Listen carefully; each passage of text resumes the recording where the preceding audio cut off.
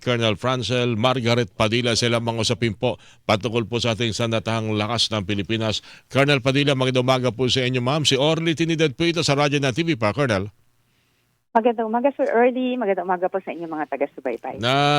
Kakaroon naman kasi ngayon ng di ko lang alam kung bakit ganito. Pag mayroong usaping political, pinipilit, nadadabit lagi ang militar eh. Pero ano ho ba ang usap-usapan, ano po ang stand ng AFP nitong mga nakalipas na araw na merong mga kumikwestiyon ng loyalty at mga pag-withdraw ng support among members ng sa mga miyembro po ng Sandatahang Lakas ng Pilipinas, Colonel Padilla po. Sir Early, no, yun talaga naman po ang aming sinumpaang tungkulin. Hindi lamang po ito formalidad, no, na laging ano. And we keep, naman po, no, lagi naman po namin itong ina-assure sa ating mga kababayan na ito po ay isang solemn na pangako po ng bawat sundalo na magsisilbi po kami, no, ng may katapatan sa konstitusyon. Susunod po kami sa chain of command at uunahin po namin na yung interest ng sambayan ng Pilipino. Ito po yung pundasyon, no, ng professionalismo at disiplina po sa loob ng AFP. And we have been showing this naman po in the past. Wala pong problema sa kanyang panindigan po ng ilang mga miyembro po ng AFP lamang. Alam mo natin, tulad po ng ilang mga organisasyon, mga ilan-ilan, magpakita po ng hindi kagandahan, parang nadadawit na ho ang lahat ang pangkabuuan eh. Hindi na rin ho siguro kaila sa inyo na may mga iba rin nag-iisip na hindi naman kaya itong mga panawagan na mga withdrawal of support, bahagi rin ito noong mga forces na may kagustuhan o may mga nais na makuha sa ating bansa tulad po ng usapin ng West Philippine Sea. Siguro na hindi kailan na pag-usapan din po yan sa inyo po, no, Colonel? Yes or no? Of course, alam ng bawat member ng Sandatahang Lakas ng Pilipinas yung aming paninindigan, no, yung katapatan namin sa konstitusyon at sa mamamayang Pilipino, no, and of course to the chain of command dito po sa duly constituted chain of command.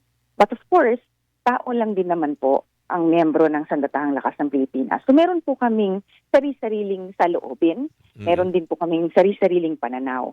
And dito po sa lahat ng nangyayari, pati po dyan sa, of course, sa usapan po ng dito po sa pag-resolba nitong issue dito po sa korupsyon, meron po rin po kaming saloobin individually. But of course, when we wear the uniform, we have agreed and took an oath to living a regimented life. And being in a regimented life, sir, we have to abide with certain rules and regulations. Kasama na din po dyan kung ano po yung pwede naming ipahayag ng outwardly, sir, no? Other than, of course, kung ano yung saloobin namin. We are entitled to that. But what we will have to say out in the open would be guided by rules and regulations. Okay. Itong nangyari kay Colonel Odi Mungao, pagkakaalam ko nung nakarang linggo ay tama ho ba? Sumuko, nagpakita ho sa AFP at under investigation ngayon. Tama ho ba yung Colonel? Yes, sir, no. Nagpahayag na po ang kanyang commander dito, ang commander po ng training command, no, si Major General Lohico, being the commander nga po ni Colonel Mungao. Naka-break kasi si Colonel Mungao, sir. New Year's break.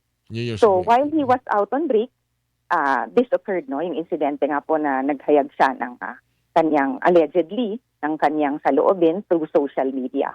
And with that, no, syempre, meron pong ganong insidente, so he was contacted.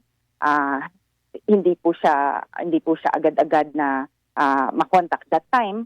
But nung panahon po na for termination po ng kanyang break, he voluntarily surrendered na po. Ibig sabihin, nag-report back na po siya sa kanyang commander, sir. Meron na ho bang mga ilang mahalagang pahayag, resulta marahil ng investigasyon kay Colonel Mungao na nakalipas na weekend, Colonel Padilla?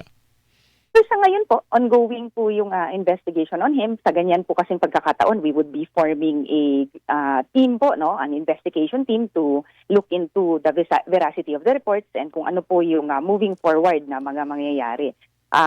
Ito po kasi, sir, is an administrative case, no. So in that case, we turn it over po dun sa ating ground commander. So hiwala po, no, ating Sandatahang Lakas ng Pilipinas na ang ating commanders on the ground will be doing their their fair obligations to conduct the proper investigation on this matter. Marami kasing nagkakaroon ng interest kung sino yung kumausap para mag-post ng ganun sa social media. Si Colonel Bungao, hindi na naman daw siguro ito dahil sa kagustuhan niya. Considering na may mga linya, may mga bahagi ng kanyang pahayag na mukhang identified sa ilang mga grupo. Siguro hindi na tinutukoy ngayon po ng mga investigador. Tama ho ba yung Colonel? Yes, sir, no, hindi naman po natin siyempre pwedeng tanggalin ang any possibility ng mga ganito po, no. Could be foreign influence, it could be politically motivated or anything like that. Kaya nga po with the investigation that we will be conducting, no, we will not leave any stone unturned po dahil hindi naman po natin gustong mangyari pa po ulit ang ganito pong insidente. Okay. Malipat lang ako. Siguro mas magandang hindi natin kung anong magiging resulta po ng investigasyon kay Colonel Odi Mungao at kung anong kalalabasan po niyan at yung nasa likod ng kanyang statement. Kung magkakaroon ng pagbawi, unless yan ang kanyang panindigan, siguro yung nga po, binabanggit niyo yung kaso ang inyong tinitingnan na isang palaban sa kanya. Lipat lang ako dun sa isang estudyante na na-aresto, nakuha po ng militar kamakailan sa Occidental Mindoro, si Chantal Anicoche. Nabalitaan niyo po ito, Colonel Padilla? Pwede malaman kung ano po ang update po o ba ang nangyari daw sa insidente pong ito sa Mindoro? Yes, Sir Orly, we have been giving the necessary report on this since day one po, no, nagkaroon po tayo dyan ng insidente, no. This has been an ongoing operation since nito pang Christmas season, sir, no. Nito pa pong nagbagong taon po.